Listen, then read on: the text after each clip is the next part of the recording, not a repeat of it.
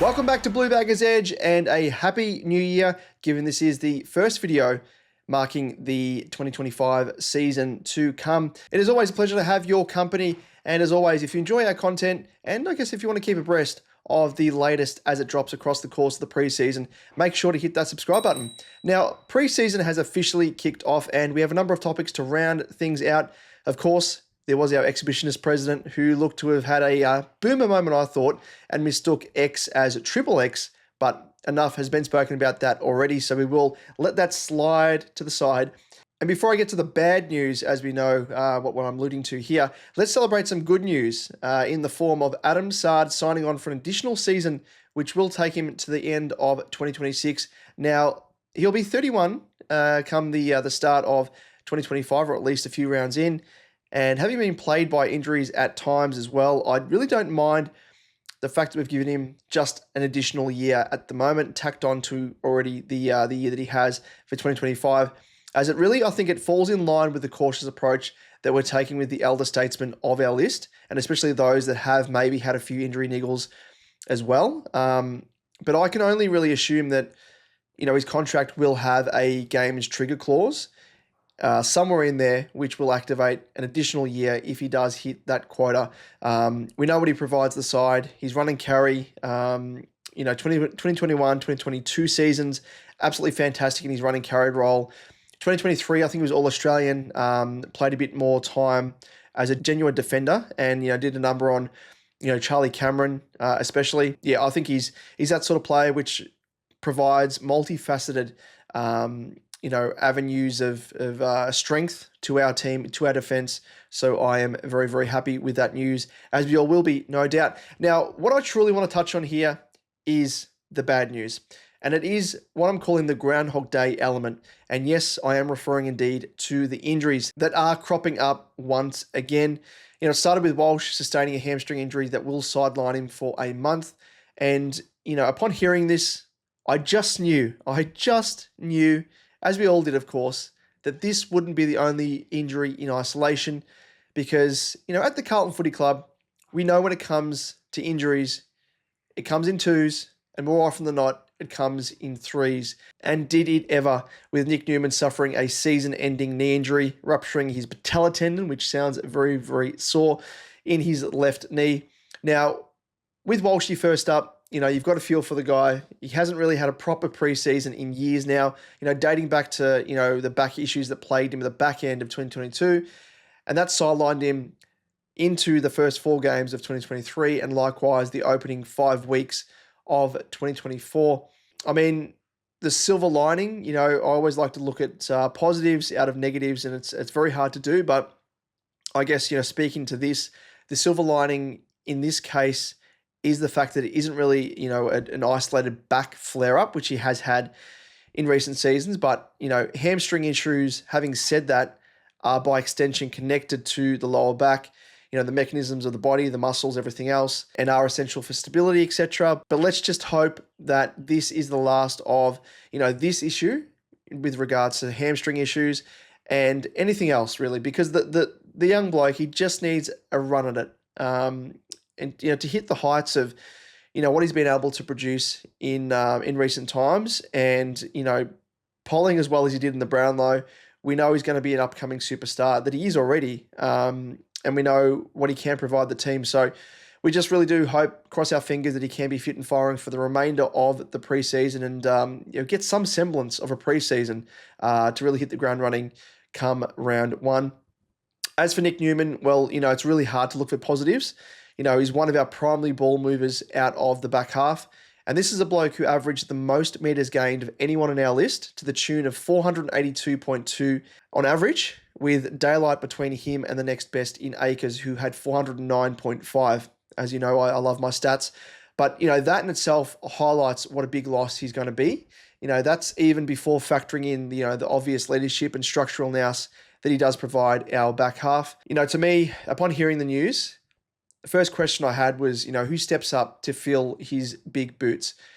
The, silver lining here, again, speaking to that, is the fact that, Newman is from a position that we're relatively well stocked in, but, it goes without saying that his loss is immeasurable, and you're going to be hard pressed to try and find anyone to replicate what he can provide the team. Now, a few options here. Firstly, does Doherty revert back to playing predominantly off halfback, with the twofold effect potentially here being the fact that it does provide him a bit of safety to him physically, obviously having come off another ACL. Does Adam Saad, does he step up and go back to his free roaming, attacking, rebounding role that he did so well in recent seasons? Or does this potentially open up the door to someone new stepping up? Ollie Hollands is one who has been spoken about in reports across the preseason early days as someone who could be rotating through defence a bit more, as well as through the wing. And the other obvious one is Billy Wilson, who has been waiting in the wings, biding his time in the VFL, but albeit impressing with displays of his line breaking and speed.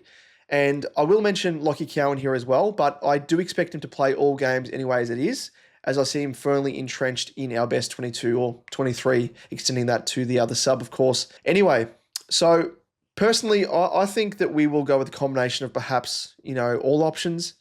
I think Doherty going back and rotating less through the middle is one that's most likely. Before the Newman injury, I already am thinking that Doherty would go back into defence primarily, at the very least as well, until he regains fitness. We saw him coming back against the Lions in the elimination final. He wasn't tip top. He lacked a fair bit of endurance and just all-round fitness. So I do think that he will play off half-back anyway to start the season.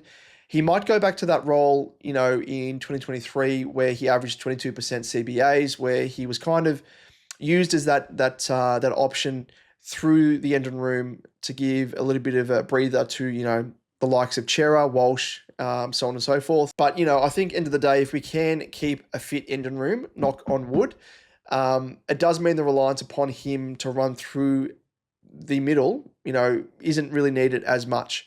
We all know the quality that Doc can bring off halfback compared to, I guess the unknown quantity of Ollie Hollands to an extent, but even more so, a Billy Wilson who obviously has yet to debut, and we don't know what he can provide at top level.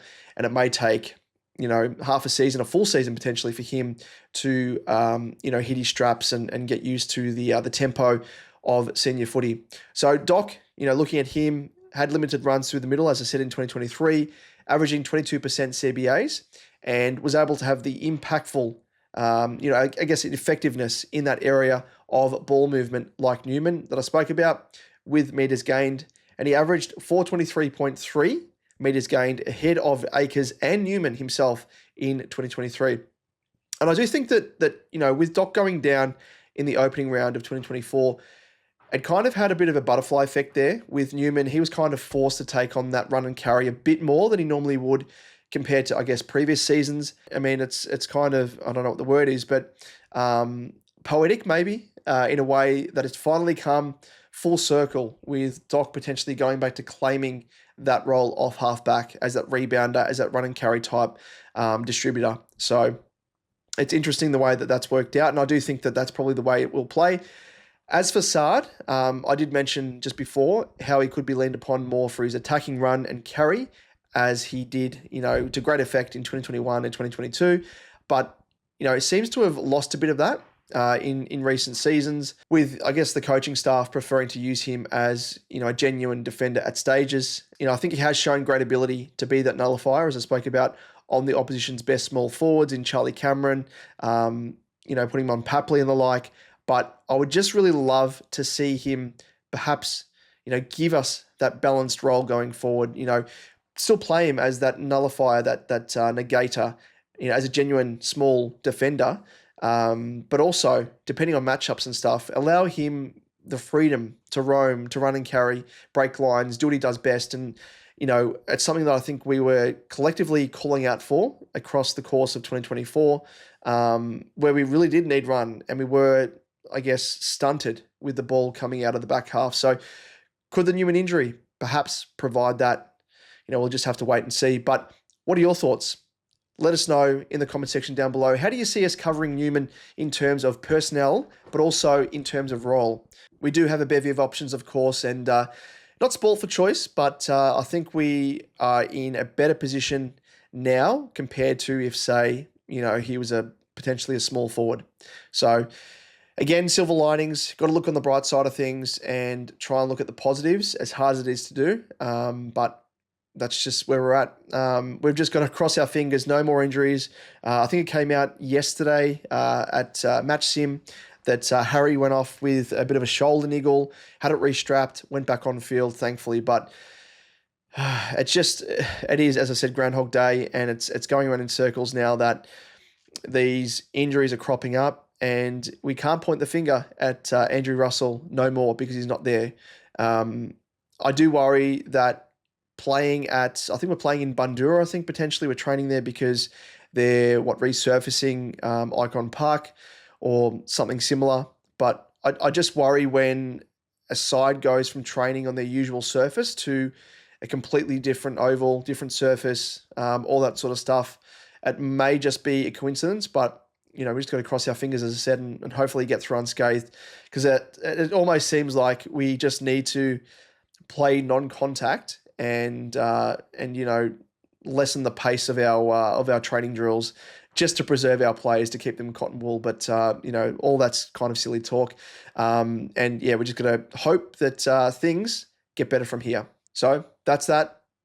Don't forget to like and subscribe, of course, to keep abreast of our content across the course of the preseason, like I said. And we do appreciate the support as it comes from you, fellow Bluebaggers. So thanks again for watching, and we'll catch you in the next one. Go Baggers. Have you ever heard